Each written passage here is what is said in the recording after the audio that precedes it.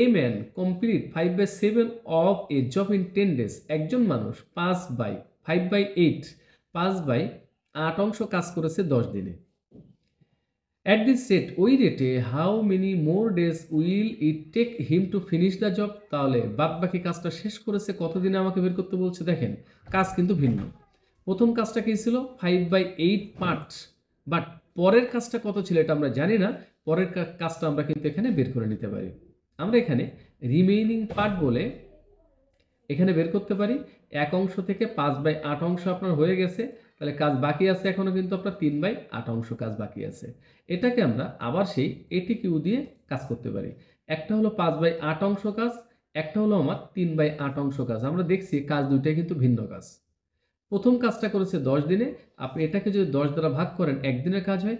পরের কাজটা করেছে কত দিনে, x দিনে, x দ্বারা ভাগ করলে 1 দিনের কাজ হয়ে যায়।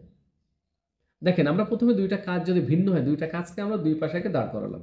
একটা 5/8 অংশ কাজ, একটা 3/8 অংশ কাজ। দুই পাশে লেফট সাইড এবং রাইট সাইড দুই পাশে আপনি ওটাকে স্টার্ন করেন।